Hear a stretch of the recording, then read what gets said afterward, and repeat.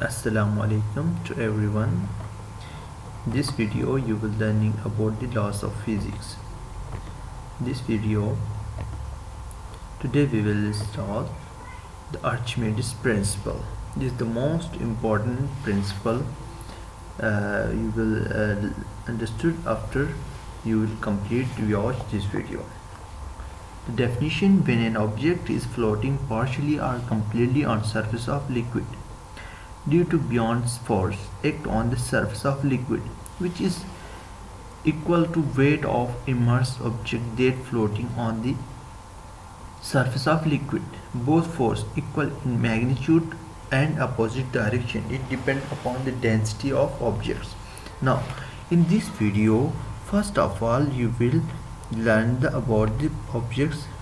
This is a tank, and water is here, and the weight of object is this is the weight of object, and all forces act on in beyond forces, which the force of surface on the water, and the normal reaction force of the weight is downward.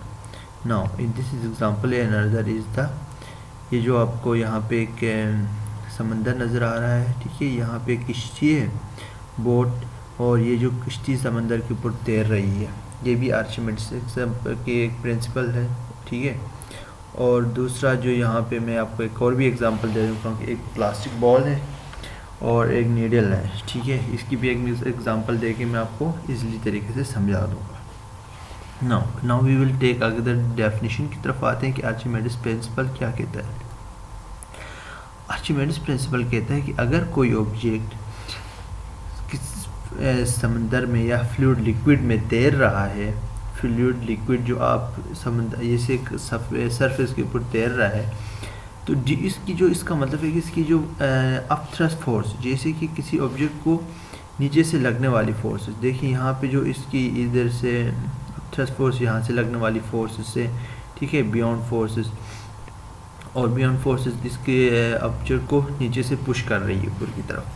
ये वाली force act on the surface of liquid, liquid के surface पे act कर रही है, ठीक है, वो बराबर होंगी उसके वेट के। जितना वेट ज़्यादा होगा, वेट ऑफ इमर्स ऑब्जेक्ट, ठीक है, वेट और एरिया पे डिपेंड करती है।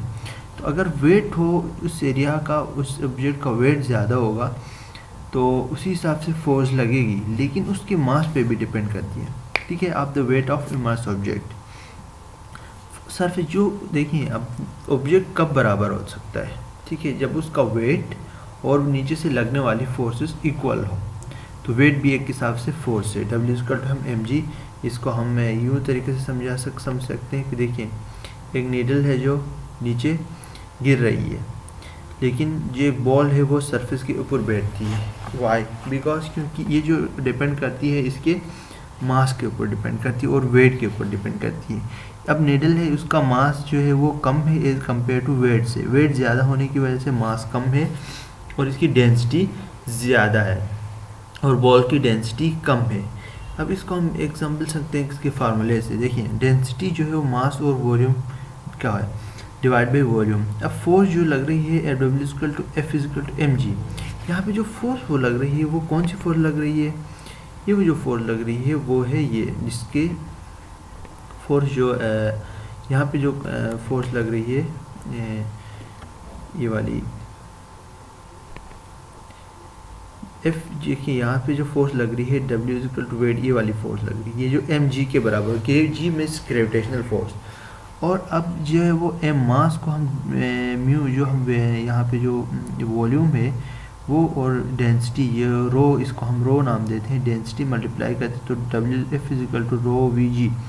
अब हम फोर्स जो मालूम करेंगे वो अब थ्रस्ट फोर्सेस या बियॉन्ड फोर्सेस वो हम डेंसिटी में पता चलेगा, और वॉल्यूम और जी की वैल्यू आपको पता है कि हर जगह पे डिफरेंट हो सकती है। जैसे ज़मीन में सेम है लेकिन दूसरे प्लेनेट में जाएंगे तो वो डिफरेंट होगी। लेकिन इसी तरह हम रो डेंसिटी और वॉल्यूम हमें पता चला तो हम इसकी बियॉन्ड फोर्सेस मालूम कर सकते हैं। और अब इसकी एग्जांपल ये है कि एक नीडल ज़मीन में समंदर में डूब सकती है, और लेकिन जो है बॉल या कोई लकड़ी की कोई चीज़ है जो नहीं डूबती। इट मीन्स दैट कि इसकी डेंसिटी पे डिपेंड करती है।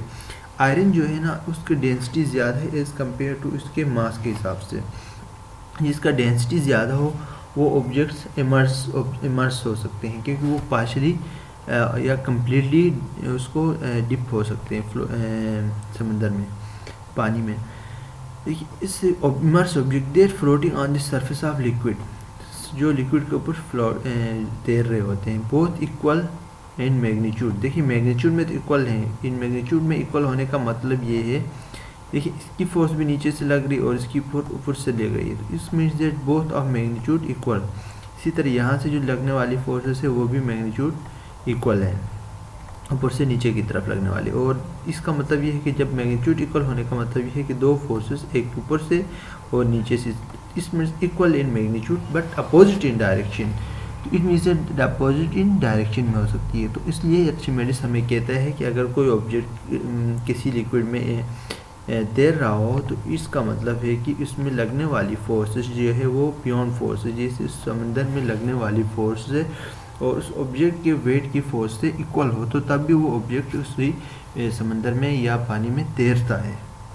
अदरवाइज अगर इसी नेडल की एक मैंने एग्जांपल दिया, अगर कोई ऑब्जेक्ट का मास और डेंसिटी, अगर उसका वॉल्यूम कम हो और मास डेंसिटी ज़्यादा हो, तो वो ऑब्जेक्ट से इसका मास डेंसिटी ज़्यादा होने से इसका मतलब ये है कि उसके मास ज़्यादा होगा, ठीक है। जिसका वॉल्यूम ज़्यादा होगा उसकी डेंसिटी कम होगी।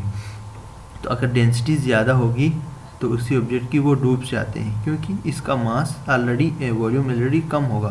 तो नीडल का वॉल्यूम कम है और डेंसिटी ज़्यादा है, तो इस वजह से डूब सकती है, क्योंकि इसमें बियॉन्ड फोर्सेज जो नीचे से लगने वाली फोर्सेस है वो कम पड़ती है एज़ कम्पेयर टू इसकी डेंसिटी के हिसाब से।